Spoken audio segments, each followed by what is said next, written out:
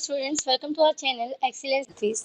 Guys, आज हम करने वाले हैं हमारे वर्ल्ड ऑफ वर्क का unit 13 which is public policy.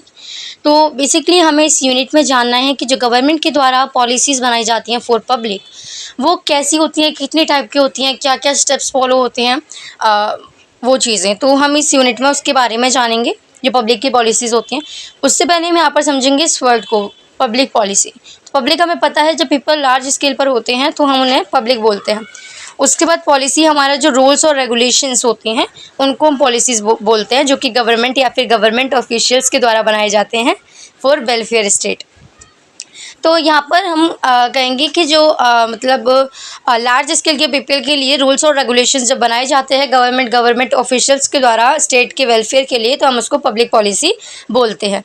उसके बाद आता है कि पब्लिक पॉलिसी के कितने टाइप्स होते हैं। वैसे पब्लिक पॉलिसी बहुत अलग अलग टाइप्स की होती हैं, बट जो हमें पढ़नी है वो है सिर्फ 4 तरीके की, जो कि है डिस्ट्रीब्यूटिव, रीडिस्ट्रीब्यूटिव, रेगुलेटरी और हमारा सब्सटेंटिव।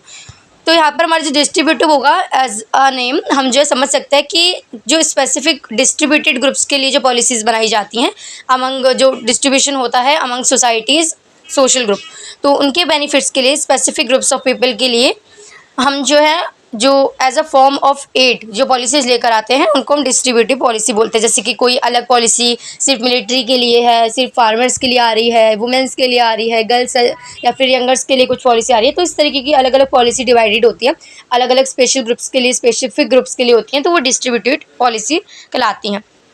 फिर आता है रीडिस्ट्रीब्यूटिव पॉलिसी। रीडिस्ट्रीब्यूटिव में री मतलब रिपीट होना, अगेन, ठीक है।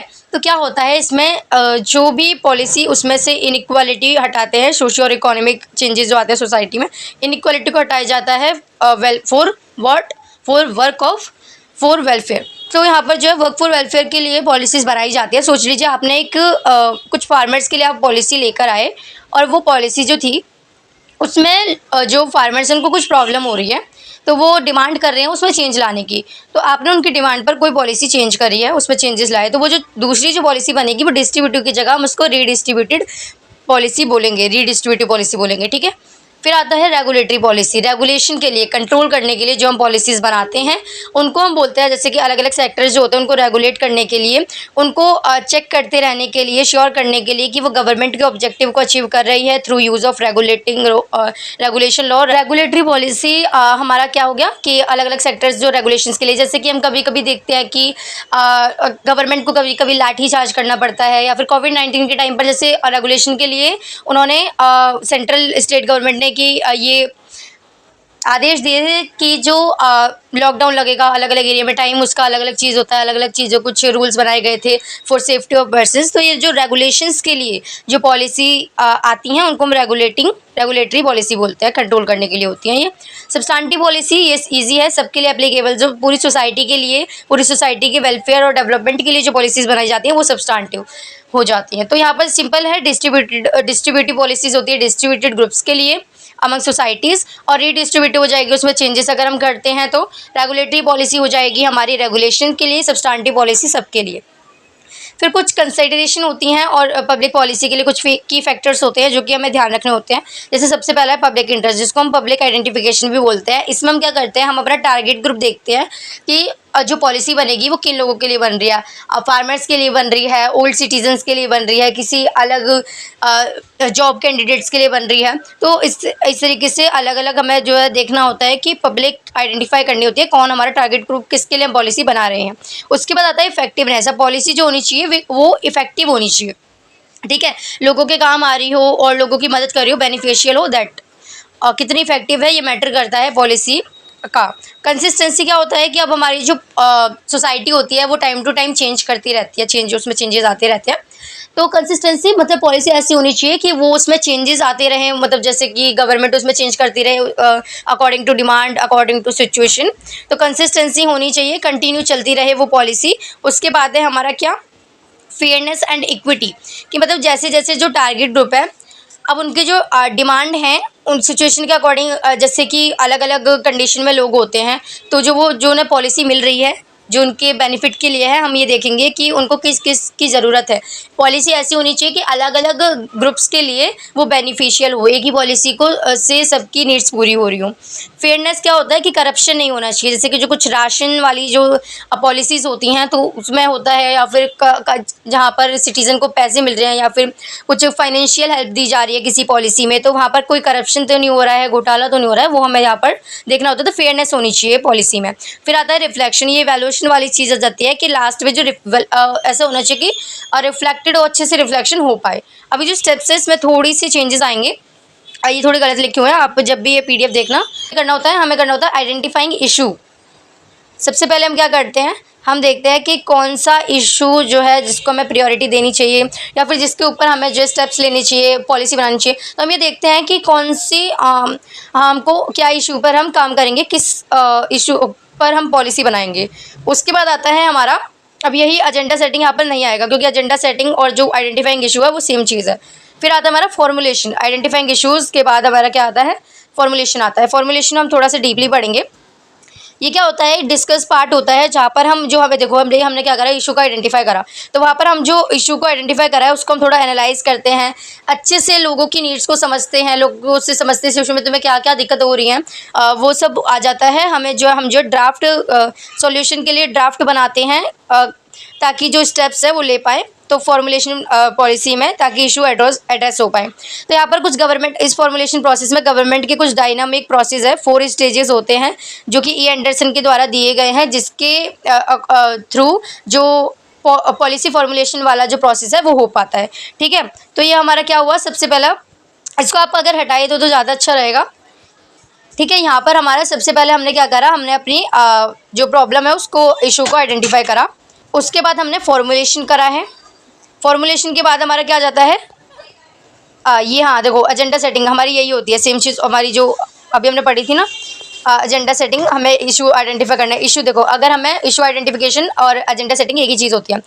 यहाँ पे थोड़ा सा गलत लिखा हुआ है, नोट्स में आप संभाल लीजिएगा। और यहाँ पर क्या होता है कि अब सोच लीजिए कि अगर आपको जानना है कि लोगों के जो लोकल लोग हैं उनकी क्या क्या नीड्स हैं, उनको क्या क्या प्रॉब्लम्स फेस करनी पड़ रही है, तो हम कैसे देखेंगे, पॉलिटिकल लीडर्स के थ्रू वो जो है इशूज़ को रेज करते हैं पार्लियामेंट में, उसके बाद उस पर एक्शन लिए जाते हैं, उसके ऊपर पॉलिसीज़ बनाई जाती हैं, दैट्स ऑल। और जो प्रोटेस्ट एक्टिविटी जो होती हैं, विद्रोह होने लग जाते हैं जब लोग धरने पर बैठते हैं, तो उस पर गवर्नमेंट सोचती है, विचार करती है, उस पर एक्शंस लिए जाते हैं। फिर मीडिया, में पता है मीडिया का तो काम ही होता है जो इशूज़ को हाईलाइट करना, बताना कि सोसाइटी में क्या क्या इश्यूज़ है। तो यहाँ पर मेन रोल एजेंडा सेटिंग में बहुत ही इंपॉर्टेंट रोल निभाते हैं ये 3 हैं। और यहाँ पर गवर्नमेंट का क्या काम होता है कि वो एग्जामिन करती है, एडवाइजिंग कमिश्नली टू एग्जामिन करती है। एडिटर क्या कहते हैं, अपने सजेशंस कंसिडरेशन देते हैं कि क्या क्या चीज़ें कंसाइडर करनी चाहिए। इंटरेस्ट, हमारे इंटरेस्ट कौन से होते हैं, खुद पब्लिक और प्राइवेट इंटरेस्ट ग्रुप होते हैं, वो लोग बताते हैं कि क्या क्या प्रॉब्लम्स हैं। तो ये हमारा एजेंडा सेटिंग का था, ये फॉर्मुलेशन आपको बस ये याद करना है। सबसे पहला हमारा आ जाएगा identifying issue, agenda setting same है। उसके बाद है पॉलिसी फॉर्मुलेशन, आफ्टर दैट है पॉलिसी एडॉप्शन। अब आप सोच लीजिए, आपने इशू को आइडेंटिफाई कर लिया, ड्राफ्ट बना लिया, उसके बाद उस ड्राफ्ट को, पॉलिसी के ड्राफ्ट को आप पार्लियामेंट में प्रेजेंट करेंगे। ठीक है, हमें पता है पार्लियामेंट, संसद भवन में फिर डिबेट्स होती हैं, उसके ऊपर एक्शन लिए जाते हैं। तो यहाँ पर क्या होता है, तो यहाँ पर इसको फिर उसके बाद ये देखा जाता है कि पॉलिसी को अडॉप्ट करना चाहिए या नहीं करना चाहिए। उसके बाद है हमारे यहाँ पर पॉलिसी इम्प्लीमेंटेशन। अब हम जो है क्या होता है कि पब्लिक पॉलिसी साइकिल का एक एक्शनेबल पार्ट होता है, एक्शनेबल जहाँ पर एक्शन लिया जाता है। यहाँ पर रूल्स और रेगुलेशन को इम्प्लीमेंट करा जाता है सेंट्रल या फिर स्टेट गवर्नमेंट के द्वारा। इस पूरी लाइन में सबसे मेन इंपॉर्टेंट चीज़ है ये वाली, सेंट्रल और स्टेट गवर्नमेंट। इसमें हमें यहाँ पर ये याद रखना है कि जो इम्प्लीमेंटेशन प्रोसेस होता है पॉलिसी का, वहाँ पर जो इम्प्लीमेंट वाला काम होगा वो कौन करेगी, गवर्नमेंट ही करेगी, सेंट्रल और स्टेट गवर्नमेंट। स्टेट गवर्नमेंट अपने अपने स्टेट पे इम्प्लीमेंट करेगी पॉलिसी को, सेंट्रल गवर्नमेंट पूरे नेशन में करेगी। तो इस तरीके से यहाँ पर सेंट्रल और स्टेट गवर्नमेंट का काम होता है इम्प्लीमेंटेशन का। ये एक हमारा हमने देख लिया पॉलिसी, पब्लिक पॉलिसी साइकिल का एक एक्शनेबल पार्ट होता है। अब यहाँ पर क्या है, इम्प्लीमेंटेशन प्रोसेस में एडमिनिस्ट्रेटिव मशीनरी आ जाएगी, लेजिस्लेटिव बॉडी, जैसे कि जो अलग अलग एडमिनिस्ट्रेटिव मशीनरी है वो इम्प्लीमेंट करेंगी। लेजिस्लेटिव बॉडी अपने लेजिस्लेटिव एरिया में जो विधानसभा क्षेत्र होता है वहाँ पर अपने इसको लागू करेंगी। जुडिशरी, हमें पता है जुडिशरी जो है हाई कोर्ट होता है, सुप्रीम कोर्ट होता है, वहाँ से फिर लॉ पास किया जाता है। और जो मतलब कोई भी उसमें चेंजेस लाने हैं या फिर वो सबसे पहले हमारी जो जुडिशरी होती है वो देखती है कि कॉन्स्टिट्यूशन में जो स्टेट पॉलिसी जो प्रिंसिपल्स दे रखे हैं वो फॉलो हो रहे हैं या नहीं हो रहे हैं। और जो इंडियन सिटीजन्स के जो फंडामेंटल राइट्स हैं उनको एक्सप्लोर तो नहीं किया जा रहा है पॉलिसी के थ्रू। तो ये सब जो है जुडिशरी यहाँ पर देखती है। पॉलिटिकल पार्टीज़ जो है हमें पता है, पॉलिटिकल पार्टीज़ भी इम्प्लीमेंटेशन प्रोसेस में अपना रोल निभाती हैं, और सिविल सोशल ग्रुप्स का तो काम ही होता है कि वो जो है जो सोसाइटी के जो भी इशूज़ हैं उनको करती है। तो सोशल ग्रुप्स जो होते हैं उनमें भी सोसाइटी में इम्प्लीमेंटेशन प्रोसेस का काम सिविल सोशल ग्रुप्स का होता है। इस तरीके से अलग अलग यहाँ पर हमें बताए हुए हैं इम्प्लीमेंटेशन प्रोसेस, पॉलिसी, इवैल्यूएशन। अभी हमारा सबसे मेन रोल होता है लास्ट में, हम जब हमारी पॉलिसी हो गई, पॉलिसी मतलब हमने इशू आइडेंटिफाई कर लिया, और हमारी जो फॉर्मुलेशन हो गई, पॉलिसी के एजेंडा सेट हो गया, ड्राफ्ट बन गया, पॉलिसी अडॉप्शन हो गया, और हमने इम्प्लीमेंट भी कर लिया। तो लास्ट में अब इम्प्लीमेंट हो गई तो लोगों को कुछ प्रॉब्लम्स होंगी। तो हम ये देखते हैं कि पॉलिसी अच्छे से बेनिफिशियल है या नहीं है, कोई चेंजेस तो नहीं करने, लोगों को कोई दिक्कत तो नहीं हो रही है। तो उसके लिए इवैल्यूएशन होती है पॉलिसी की, जो कि जोसेफ एस होले थे, उन्होंने 3 टाइप की पॉलिसी इवैल्यूएशन एक्टिविटी को आइडेंटिफाई करा था, जो कि ये हैं। प्रोग्राम इम्पैक्ट इवैल्यूएशन, कि हमें इवैल्यूएशन करना होता है कि ओवरऑल प्रोग्राम का क्या इफेक्टिवनेस रहा, इम्पैक्ट क्या पड़ा। प्रोग्राम स्ट्रेटेजी इवैल्यूएशन, जो स्ट्रेटेजी थी उसका कितना रिलेटिव इफेक्टिवनेस देखना होता है। फिर प्रोजेक्ट मॉनिटरिंग, इंडिविजुअल प्रोजेक्ट होता है, प्रोजेक्ट को मॉनिटर करना ताकि हमें पता चल पाए कि इवैल्यूएशन हम जो देख पाएँ कि कितना कैसा लोगों का फीडबैक है, या फिर कैसा उनको लग रहा है, क्या इम्पैक्ट उन पर पड़ा है। मेथड्स ऑफ इवैल्यूएशन क्या होता है, यहाँ पर हमारे कुछ इवैल्यूएशन के मेथड्स हैं।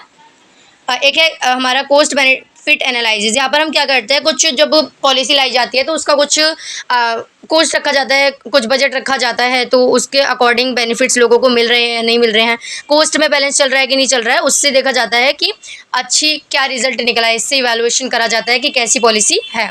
और एक है PPBS, programme planning and budgeting system. यहाँ पर भी वही चीज़ आ जाती है। सबसे पहले गवर्नमेंट के ऑब्जेक्टिव डिफाइन होते हैं, और डिफाइन हो रहे हैं या नहीं हो रहे हैं, जो ऑब्जेक्टिव है गवर्नमेंट के वो पूरे हो रहे हैं, सेटिस्फाई हो रहे हैं कि नहीं हो रहे हैं। उसके बाद जो कुछ मेजर्स ऑफ लेवल डेवलप करे जाते हैं कि हाँ भाई इन हम जो है इन चीज़ों पर क्या करेंगे, कि हमारी जो पॉलिसी है इन चीज़ों को सेटिस्फाई कर रही है कि नहीं कर रही है। इस तरीके से मेजर्स क्रिएट करे जाते हैं इवैल्यूएशन के लिए। और लास्ट में कैलकुलेशन ऑफ कॉस्ट। उसके बाद है एक्सपेरिमेंटल मेथड। एक्सपेरिमेंटल मेथड होता है असेसमेंट। आप समझ लीजिए कि हम जो है इम्पैक्ट असेसमेंट पॉलिसी का देखते हैं, ये कब करा जाता है, जब वो पॉलिसी इंप्लीमेंट हो जाती है, असेसमेंट वाली चीज़ आती है, उससे हम जो है एक्सपेरिमेंट हो जाएगा ना, क्योंकि असेसमेंट लेके आ रहे हैं, तो वो वाला हमारे यहाँ पर इवैल्यूएशन होता है। लास्ट, सबसे लास्ट हमारा क्या है, पॉलिसी मेंटेनेंस। अब हमारी पॉलिसी बन गई, सब कुछ हो गया, इंप्लीमेंट भी हो गई, इवैल्यूएशन भी हो गया, अब हमारी पॉलिसी चल रही है, अच्छी खासी चल रही है। तो हम उसमें कुछ लोगों की सिचुएशन चेंज होती है, सोसाइटी चेंज होती है, डिमांड्स चेंज होती है। तो क्या होता है कि उस तरीके से हमें जो पॉलिसी को मॉडिफाई करना पड़ता है, चेंजेस लाने पड़ते हैं।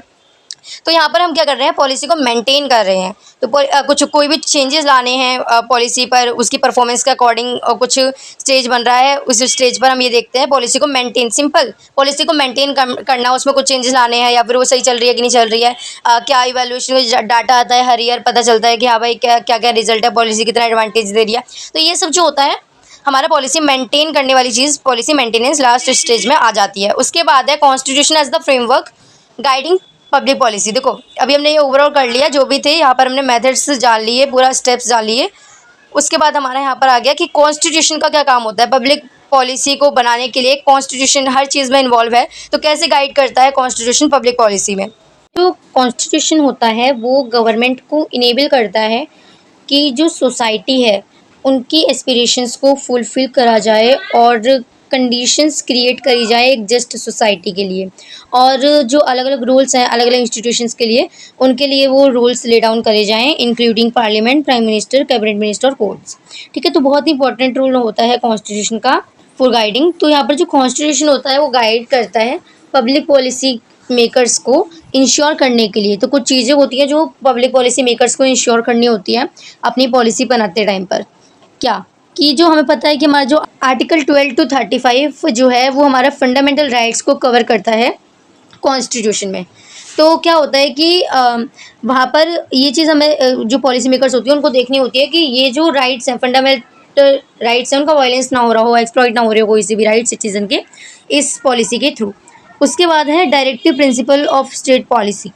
तो हमें पता है कि हमारा जो कॉन्स्टिट्यूशन है उसका पूरा पार्ट 4 जो है directive principle of state policy देता है, प्रिंसिपल देता है डायरेक्शन के स्टेट पॉलिसी के लिए। कोई भी पॉलिसी बनाते टाइम पे क्या क्या प्रिंसिपल ध्यान रखने होते हैं एज ए डायरेक्टिव वो हमें जो है कॉन्स्टिट्यूशन बताता है। उसके बाद यहाँ पर एक सेंट्रल और स्टेट गवर्नमेंट की चीज़ जो कि हमने अभी भी पढ़ी थी कि इम्प्लीमेंट जब होता है तो वो किसके द्वारा होता है, सेंट्रल और स्टेट गवर्नमेंट के द्वारा ही हो सकता है।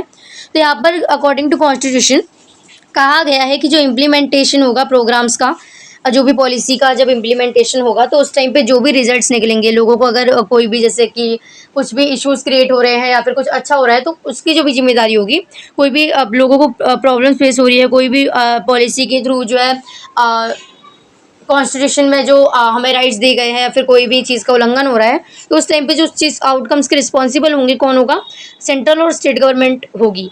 ठीक है। और यहाँ पर क्या होता है कि कुछ डोमेन्स होते हैं पॉलिसी मेकिंग के।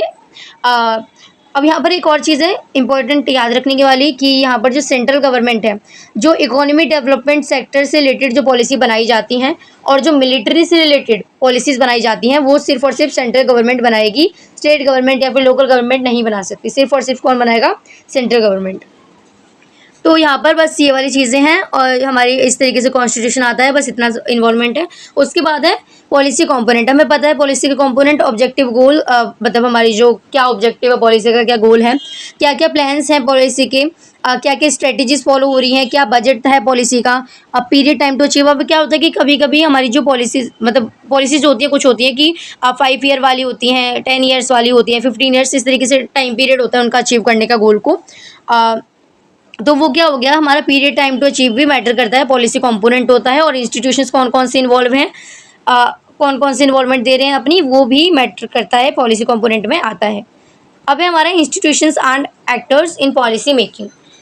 तो पॉलिसी मेकिंग में जो हमारे इंस्टीट्यूशंस और एक्टर्स होते हैं वो दो टाइप के होते हैं। कौन कौन से होते हैं, एक होते हैं स्टेट इंस्टीट्यूशंस, स्टेट इंस्टीट्यूशंस या एक्टर्स, या फिर नॉन स्टेट एक्टर्स। तो यहाँ पर हमारे जो स्टेट एक्टर्स होते हैं उसमें क्या होता है, हमारे प्राइम मिनिस्टर एक स्टेट एक्टर है। इनकी हाईएस्ट पोस्ट होती है इसमें पीएम की। उसके बाद कैबिनेट एट स्टेट लेवल, जो कैबिनेट मिनिस्टर्स होते हैं वो हमारे यहाँ पे कैबिनेट जो होता है स्टेट लेवल पे, वो भी हमारे स्टेट इंस्टीट्यूशंस में आ जाते हैं।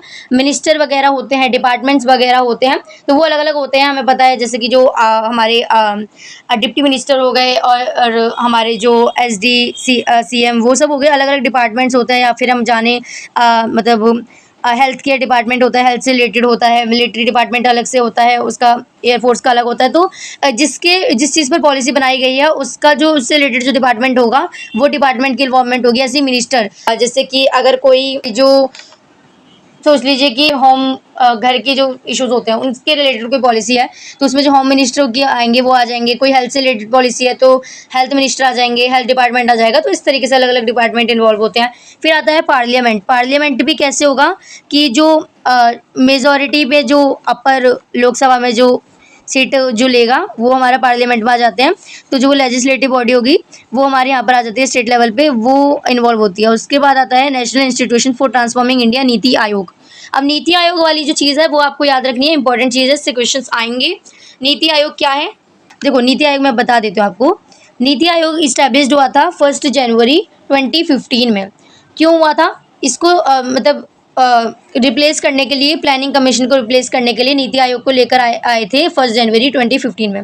ईजी है डेट याद करने के लिए, 1 जनवरी को ही 2015 में। उसके बाद प्लानिंग कमीशन जो हमारी आई थी उसको रिप्लेस करा गया था किससे, नीति आयोग से। अब क्वेश्चन रेज होंगे कि क्यों किया गया था। तो हमारी जो प्लानिंग कमीशन थी, जैसे कि जो 5 ईयर्स वाले प्लान्स नहीं होते हैं, तो हमारी जो प्लानिंग कमीशन थी तो वो इस तरीके के कुछ प्लान्स लाया करती थी। बट हमें पता है अब कोई पॉलिसी अगर कंटिन्यू सेम चलती जा रही है, उसमें कोई चेंजेस नहीं हो रहे हैं और वो चलती जा रही है, लोगों के 5 साल में कितने चेंजेस आते हैं, सोसाइटी चेंज हो जाती है, लोगों की डिमांड चेंज हो जाती है, ठीक है, बहुत सारी चीज़ें चेंज हो जाती हैं। तो लोगों की डिमांड चेंज हो जाती है तो क्या होता है कि सिचुएशन चेंज हो आती थी और बहुत ज़्यादा प्रॉब्लम्स लोग रेज अप हो रहे थे, इश्यूज रेज अप हो रहे थे पॉलिसी से रिलेटेड। जब प्लानिंग कमीशन थी, गवर्नमेंट को बहुत सारे चेंजेस करने पड़ते थे या फिर बहुत सारे इससे जो है अपोज किया जाता था, कोई पॉलिसी आती थी। तो इस तरीके से बहुत ज़्यादा प्रॉब्लम्स होती थी प्लानिंग कमीशन में, जिसके बाद जो है नीति आयोग को लेकर लाया गया था। और नीति आयोग ने बहुत ही नीति आयोग जो है उसको क्या उसने एक डायरेक्शन इनपुट देता है, पॉलिसी इनपुट देता है। और यहाँ पर क्या है, हम जो नीति आयोग है उसको प्रीमियर थिंक टैंक बोलते हैं। वैसे ऐसे कोई इजी क्वेश्चन आएगा नहीं कि प्रीमियर थिंक टैंक किसको बोलते हैं, गवर्नमेंट ऑफ इंडिया का। बट फिर भी हम यह याद रखेंगे कि जो थिंकिंग टैंक है हमारा, प्रीमियर थिंकिंग टैंक किसको बोलते हैं, मतलब जो सोचने वाला जो काम किसका होता है, नीति आयोग का होता है। अब एक चीज़ आती है छोटी सी, नोट्स में इन्वॉल्व नहीं है, छोटी सी चीज़ आप याद रख सकते हैं, स्टेक होल्डर्स क्या होता है। स्टेक होल्डर्स होते हैं, स्टेक होल्डर्स में जो पर्सन और ग्रुप्स या फिर ऑर्गेनाइजेशन अलग अलग इफेक्ट में, सोच लीजिए कि आप कोई पॉलिसी लेकर आए वुमेन के लिए, तो उस पॉलिसी में कौन अफेक्टेड होगा, वुमेन्स अफेक्टेड होंगी, तो उस टाइम पे वो क्या होंगी, हमारी स्टेक होल्डर होंगी। ठीक है, कोई भी ऑर्गेनाइजेशन के लिए या फिर किसी भी ग्रुप के लिए, पर्सन के लिए, उनके लिए कोई एक्शन लिए जाते हैं, पॉलिसी लेकर आई जाती हैं, तो वो क्या हो जाते हैं, हमारे स्टेक होल्डर हो जाते हैं। यहाँ पर हमारी जो वुमेन थी, वुमेन के लिए कोई भी पॉलिसी लेकर आए हम, तो हमारे जैसे कि अगर हम दिल्ली में बात करें तो फ्री बस सेवा जो है यहाँ पर वुमेन्स के लिए है, बस टिकट फ्री है, तो वहाँ पर जो अफेक्टेड कौन, हमारे स्टेक, इस पॉलिसी में जो स्टेक होल्डर होंगी वो कौन होंगी, वुमेन्स होंगी। तो जब क्या होता है कि जब पॉलिसी को डेवलप करा जाता है तो इंपॉर्टेंट होता है कि स्टेक होल्डर्स का पता लगाना। स्टेक होल्डर्स मतलब टारगेट ग्रुप, सेम है। ठीक है, हमारा टारगेट ग्रुप कौन है, ये बहुत ही इंपॉर्टेंट है, हमें स्टेक होल्डर की पहचान करना हमारा कौन है। ठीक है, बस इतना सा नीति आयोग और स्टेक होल्डर वाली चीज़ थी। उसके बाद हम फिर से नॉन स्टेट एक्टर्स पर आ जाते हैं। नॉन स्टेट हमारी जो एक्टर्स, हाँ लास्ट में जुडिशरी भी है। जुडिशरी हमें पता ही है, एक हमारी जो है स्टेट एक्टर है। यहाँ पर क्या होता है कि हम कोई वो देखते हैं कि हाँ भाई कॉन्स्टिट्यूशन के किसी प्रिंसिपल जो है छूट तो नहीं रहा है, या फिर किसी के फंडामेंटल राइट्स को जो है उनका हनन तो नहीं हो रहा, वायलेंस तो नहीं हो रहा, तो ये वॉयलेट तो नहीं हो रहे हैं। तो इस तरीके से हम जो है यहाँ पर जुडिशरी का काम होता है। उसके बाद आता है नॉन स्टेट एक्टर्स। मीडिया क्या करती है, मीडिया इश्यूज़ को हाईलाइट करती है। हमें पता है मीडिया गवर्नमेंट को लोगों तक पहुंचाना, लोकल लोगों तक पहुंचाना बहुत इंपॉर्टेंट रोल निभाती है मीडिया इस चीज़ में। लोगों को पॉलिसी के बारे में बताना और उनसे उनकी राय लेना, पॉलिसी में अगर कोई लोगों को प्रॉब्लम हो रही है तो वो चीज़ गवर्नमेंट तक लेकर आना, ये काम किसका होता है, मीडिया का। तो यहाँ पर ये इन्वॉल्वमेंट आ गई। उसके बाद civil society organisation. Civil society क्या करती है, इशूज़ को रेस करती है। सोसाइटी के हाँ हमें पता है कि सोसाइटी वेलफेयर के लिए सिविल सोसाइटी ऑर्गेनाइजेशंस काम करती हैं, तो वो ड्राफ्टिंग में भी बहुत इंपॉर्टेंट रोल निभाती हैं। इवैल्यूएशन में भी, इवैल्यूएशन में कैसे, अब लोगों को एज अ सोसाइटी ऑर्गेनाइजेशन वो सोसाइटी का उनको डाटा देती है कि कैसा भाई क्या क्या चेंजेस आए या फिर लोगों को क्या क्या प्रॉब्लम हो रही है, ये सब बताती है। और ड्राफ्टिंग में कैसे, अब वो बताती है कि हाँ भाई किस क्या क्या लोगों को प्रॉब्लम्स हैं जिस पे काम चलना चाहिए, जिनको प्रायोरिटी देनी चाहिए, उसके लिए ड्राफ्टिंग में भी बहुत इंपॉर्टेंट रोल निभाती है सिविल सोसाइटी ऑर्गेनाइजेशन। फिर आती है पॉलिटिकल पार्टीज़। हमें पता है जो अपोजिशन वाली पार्टी चीज़ आ जाती है पार्लियामेंट में, हम देखी थी कि डिबेट्स होती हैं। अपोजिशन पार्टी जो है जो भी उसमें गलत चीज़ें पॉलिसीज़ में या फिर उसमें जो नुकसान दे सकती है उसके बारे में जो अपोजिशन पार्टी होती है वो बताती है, और जो पार्टी इस पॉलिसी को लेकर आई है वो पार्टी अपनी बेनिफिट बताती है। तो इस तरीके से पॉलिटिकल पार्टी बहुत इंपॉर्टेंट रोल निभाती है। और सबसे मेन इंपॉर्टेंट जो सिटीजन्स ही निभाते हैं, क्योंकि जब वो पॉलिसी जिनके लिए बनाई गई है वो है हमारे सिटीजन्स, तो सिटीजन्स तो निभाएंगे ही। इवैल्यूएशन में लो या इम्प्लीमेंटेशन में लो, किसी भी चीज़ में लो, सिटीजन्स तो आएंगे ही। उसके बाद है हमारा difference between census and sample survey. अब यहाँ पर इवैल्यूएशन वाली जो चीज़ आती है, वहाँ पर हम इवैल्यूएशन के लिए क्या करते हैं, सैंपल लेते हैं लोगों के, तो यहाँ पर वो वाली चीज़ आ जाती है। यहाँ पर तो हमको क्या करना है, हमें समझना है सेंसस और सैंपल सर्वे को। सेंसस हमारा क्या होता है, जो भी डाटा इंटायर पॉपुलेशन से कलेक्ट करा जाता है उसको हम बोलते हैं, पूरी पॉपुलेशन से जो भी डाटा लिया जाता है उसको हम बोलते हैं सेंसस। अब इसका बेस्ट एग्जांपल देखें तो इंडियन सेंसस, हमें पता है हर 10 साल बाद इंडियन सेंसस निकलता है, इंडिया सेंसस निकलता है। उसमें इंडिया की हर एक छोटी से बड़ी चीज़ का सेंसस निकलता है। और जैसे कि सबसे पहला जो निकला था वो निकला था 1881 में, बिफोर इंडिपेंडेंस, और इंडिपेंडेंस के बाद जो पहला निकला था वो निकला था 1951 में। उसके बाद निकला था 2011 में, और 2011 के बाद 2021 में निकलना था, बट बिकॉज ऑफ कोविड वो नहीं निकला था, पोस्टपोन हो गया था। ठीक है, तो ये हमारा यहाँ पर आप इसमें कुछ इंक्लूड, जैसे कि कैसे आप बोलोगे कि कैसे का सेंसस निकलता है, तो जनरल पॉपुलेशन का जो टेबल होता है, कितने विलेजेस है, कितने टाउन है, कितनी पॉपुलेशन है, कैसे कैसे जो इकोनॉमिक एक्टिविटी से रिलेटेड कोई भी इन्फॉर्मेशन होगी तो सेंसस के फॉर्म में निकल जाती है। सोशियो कल्चर, SC ST के लोग कितने हैं, रिलीजन डाइवर्सिटी से रिलेटेड कोई अगर निकालना है तो सोशियो कल्चर वाला सेंसस निकल जाता है। Migration data, inter state, inter district overall कितना हुआ है, तो आउट ऑफ कंट्री कितना हुआ है, ये सब जो डाटा निकलता है सेंसस में निकल जाता है। Fertility table, house hold series, house and house hold series, primary census निकालना हो बेसिक कैरेक्टरिस्टिक्स का, विलेज डायरेक्टरी निकालने हो, हाँ भाई विलेज में कैसे किस चीज़ की कैसी सर्विसेज है, कितनी बिल्डिंग्स है, कितनी डिपार्टमेंट्स है, विलेज लेवल पे कुछ भी निकालना हो, टाउन का इंफ्रास्ट्रक्चर, टाउन डायरेक्टरी वाला भी सेंसस निकल जाता है। तो इस तरीके से बहुत सारी चीज़ होती हैं जिसका जो है किसी भी चीज़ का हम जो सेंसस निकाल सकते हैं। बस इतना याद रखना है, जो निकाला जाता है इंटायर पॉपुलेशन से निकाला जाता है डाटा। अब है हमारा सैंपल सर्वे। सैंपल सर्वे क्या होता है हमारा? सैंपल सर्वे होता है कि सिर्फ स्पेसिफिक ग्रुप से। अब हमारी देखो यहाँ पर हमारी पूरी पॉपुलेशन थी, तो हमारी पूरी पॉपुलेशन से जो हमने सर्वे जो भी हमने डाटा कलेक्ट करा वो हमारा क्या कहला दिया? वो हमारा हो गया सेंसस। अब वहीं पर हमारी यही इंटायर पॉपुलेशन थी सेम, इसमें से हमने कुछ लोग सेलेक्ट करे और इन लोगों का जब हमने डाटा कलेक्ट करा तो उसको हम बोल देंगे सैंपल सर्वे। सैंपल लिया हमने यहाँ पर, ठीक है। तो इस तरीके से हमारा होता है ये पूरी इंटायर पॉपुलेशन में से। और ये कुछ स्पेसिफाइड ग्रुप्स, जैसे कि अगर हमने कोई पॉलिसी बनाई है वुमेन से रिलेटेड बनाई है तो हम सिर्फ वुमेन से ही लेंगे, पूरी पॉपुलेशन से नहीं लेंगे ना। तो यही वाली चीज़ आ जाती है, स्पेसिफिक ग्रुप्स होते हैं इसमें। अब सैंपल सर्वे हमारा दो यहाँ पर मेन चीज़ें बताई हुई हैं। नेशनल सैंपल सर्वे जो कि हर 5 साल बाद लिया जाता है, एम्प्लॉयमेंट से रिलेटेड और बहुत सारी चीज़ों से सैंपल सर्वे निकाला जाता है, इसको NSS बोलते हैं, बहुत ही पॉपुलर भी है ये। तो ये हमारा जो इसके बारे में हमें थोड़ी सी इन्फॉर्मेशन यहाँ पे याद रखनी है, जो कि मैं अभी जैसे कि नेशनल सैंपल सर्वे जो है किसके द्वारा कंडक्ट करा जाता है? मिनिस्ट्री ऑफ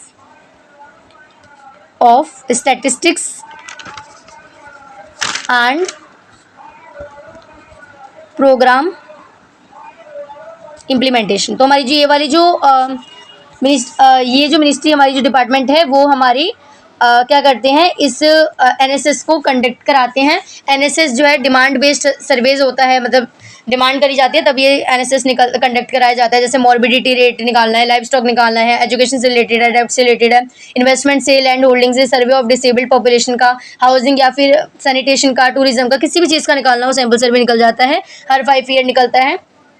अब जैसे ये सेंसस की तरह नहीं होता है कि पूरे सभी हर एक हाउस होल्ड से हम जो है डाटा कलेक्ट करेंगे। इसमें बस क्या होता है कि हम जो है विलेजेस या फिर ब्लॉक्स से कुछ सैंपल कलेक्ट कर लेते हैं, डाटा कलेक्ट कर लेते हैं। वो सैम्पलिंग वाली चीज़ आती है इसमें, जो कि प्रीवियस जो सैम्पलिंग होती है, हाँ ये भी चीज़ याद रखने वाली है। जो सैम्पलिंग होती है सैंपल सर्वे में वो किसके बेसिस पर होती है? प्रीवियस सेंसस जो होता है, जो सेंसस का डाटा है उसके बेसिस पर यहाँ पर आ जाता है और सैंपल हमारा निकाला जाता है। फिर आता है हमारा क्या? National family health survey. तो यहाँ पर क्या है? जो कि भी जो जैसे कि आप जैसे कि हमें रिप्रोडक्टिव हेल्थ से रिलेटेड निकालना है, चाइल्ड हेल्थ से रिलेटेड कुछ भी कोई डाटा निकालना है, तो फैमिली इशूज से मतलब फैमिली की हेल्थ से रिलेटेड जो भी निकलेंगे सर्वे वो हमारे नेशनल फैमिली हेल्थ सर्वे में आते हैं। 1992 से 1993 में ये फर्स्ट निकला था। इसको हम NFHS बोलते हैं इन शॉर्ट फॉर्म। हमारा जो ये होता है कि मल्टी राउंड लार्ज स्केल पर होता है, मल्टी राउंड होता है, ठीक है। ये कंडक्ट होता है मतलब सारे जो हाउस होल्ड्स होते हैं इंडिया में उनका हम जो है सैंपल निकालते हैं हाउस होल्ड्स का। अब फर्स्ट सर्वे जैसे कि 1992 टू 1993 में निकला था। इसमें क्या होता है कि प्रोवाइड करा गया था स्टेट और नेशनल इन्फॉर्मेशन जो होती है, स्टेट और नेशनल इन्फॉर्मेशन जो होती है, जैसे कि fertility, infant, child mortality rate, child health etcetera, वो सब आ जाता है, ठीक है। ये सब निकला था उस जो फर्स्ट में निकला, फर्स्टली निकला था। अब यहाँ पर कुछ चीज़ें हैं, जैसे कि क्या होता है कि जब भी हम क्या करते हैं कोई भी सर्वे अगर निकलता है तो उसको अगर वो सर्वे को हमें सक्सेसफुल बनाना है, NFHS इसको हमें अगर सक्सेसफुल राउंड देना है, किसी भी सक्सेसफुल राउंड ऑफ NFHS में कुछ 2 स्पेसिफिक गोल्स होते हैं। पहला होता है कि जो डाटा मिलेगा वो ministry of health, family welfare वाले जो होते हैं उस डिपार्टमेंट को काम में आ सके। जो डाटा मिले वो एसेंशियल डाटा हो, इंपॉर्टेंट डाटा हो, हेल्थ और फैमिली वेलफेयर से रिलेटेड हो, ताकि मिनिस्ट्री जैसे कि मिनिस्ट्री को कुछ पॉलिसीज़ बनानी होती है तो वो डाटा इन्हीं से लेती है, क्योंकि यही डाटा जो है हमारा इंपॉर्टेंट होता है, एसेंशियल होता है। तो हमारे यहाँ पर क्या होता है कि दूसरी कोई एजेंसी को अगर पॉलिसी बनानी है, कोई भी प्रोग्राम पर्पस करना है, तो उससे रिलेटेड जो भी डाटा उन्हें चाहिए वो इसी से चाहिए। तो ये डाटा जो होना चाहिए वो अच्छा क्वालिटी वाला होना चाहिए, इसेंशियल होना चाहिए। अब दूसरी, ये हमारा फर्स्ट गोल होता है। और उसके बाद सेकंड गोल क्या होता है? सेकंड गोल होता है कि एक इम्पॉर्टेंट इन्फॉर्मेशन देना, to provide info on important emerging health and family welfare issues. जो फैमिली वेलफेयर इशूज़ हैं उनके बारे में इम्पॉर्टेंट इमर्जिंग इन्फॉर्मेशन मिलना, ठीक है। तो ये हमारा हो जाता है जैसे कि जो एक हमारे जैसे कि जो मिनिस्ट्री ऑफ हेल्थ और जो फैमिली वेलफेयर है, जिसको हम MOHFW बोलते हैं, वो गवर्नमेंट ऑफ इंडिया के द्वारा होती है, जो कि डिज़ाइन करती हैं international institute for population science. ये इसको हम IIPS बोलते हैं, जो कि मुंबई में है। ये एज अ नोडल एजेंसी इनकी ये रिस्पॉन्सिबल होते हैं कुछ टेक्निकल चीज़ें देना, क्वालिटी चीज़ें निकालना, सर्वे निकालना, लोगों को ट्रेनिंग दी जाती है यहाँ पर सर्वे कंडक्ट कराने के लिए टेक्निकल चीज़ों का यूज़ करते हुए। इस तरीके से यहाँ पर ये एक चीज़ बनाई हुई है। यहाँ पर एक इंपॉर्टेंट इन्फॉर्मेशन थी जो कि मैंने दी है। किसके द्वारा डिज़ाइंड है ये? MO, ये जो इंस्टीट्यूट है मुंबई में है, MOHFWO, ministry of health and family welfare, government of India के द्वारा ये इंस्टीट्यूट बनाया गया है फॉर पॉपुलेशन साइंस, IIPS। ठीक है। उसके बाद हमारे यहाँ पर एक और छोटा सा चीज़ है, नेशनल इंफॉर्मेटिक सेंटर, वो भी हमारा बनाया गया है। उसके बाद हमारा जो है यहाँ पर ये हमारा ओवरऑल था। यहाँ पर लास्ट हमारा जो आता है वो आता है करियर। तो हमारे जो करियर होंगे, हमें पता है हमारी जो वर्ल्ड ऑफ वर्क की हर यूनिट प्लान के बाद हमें जिस फील्ड के हमने अभी पढ़ाई करी, जो भी यूनिट पढ़ा, उससे रिलेटेड जो भी करियर अपॉर्चुनिटीज़ हैं उनके बारे में हम बताते हैं। तो हमारी जो पब्लिक पॉलिसी है उसमें हमारी जो सेंट्रल, स्टेट, सब चीज़ें, लोकल, हर चीज़ आ जाती है, सब कवर हो जाते हैं। तो उसमें बहुत सारी अपॉर्चुनिटीज़ होती हैं, करियर अपॉर्चुनिटीज़ हैं। जैसे development data scientist, corporate sector, university, research think tanks, developing consulting institutions, direct and permanent requirement in state services, बहुत यूनियन एंड स्टेट गवर्नमेंट, ऐसे बहुत सारे हैं। मैंने सिर्फ कुछ ही कवर करे हैं यहाँ पर। ऐसी बहुत सारे जॉब अपॉर्चुनिटीज़ हमने नोट्स में मैंने कुछ ही लिखे हैं, बाकी जो आप हैंड आउट पढ़ेंगे तो उसमें बहुत सारे जो है करियर अपॉर्चुनिटीज़ बता रखी हैं रिलेटेड टू पब्लिक पॉलिसी। तो ये हमारा ओवरऑल यूनिट प्लान था जो कि हमने यहाँ पर कंप्लीट कर लिया है। अगर आपको इससे रिलेटेड कोई भी क्वेश्चन डाउट हो तो आप कमेंट सेक्शन में पूछ सकते हैं। बाकी एक NEP, नेशनल एजुकेशन पॉलिसी 2020 की जो थी, वो उसकी अलग वीडियो डलेगी, क्योंकि वो एक इम्पॉर्टेंट पार्ट है, तो वो पॉलिसी हमें जाननी है। ठीक है, तो उसका आपको मिल जाएगा एक और वीडियो। ये पूरा यूनिट प्लान की वीडियो थी। अगर आपको कोई भी डाउट हो तो आप कमेंट सेक्शन में पूछ लीजिएगा। Thank you.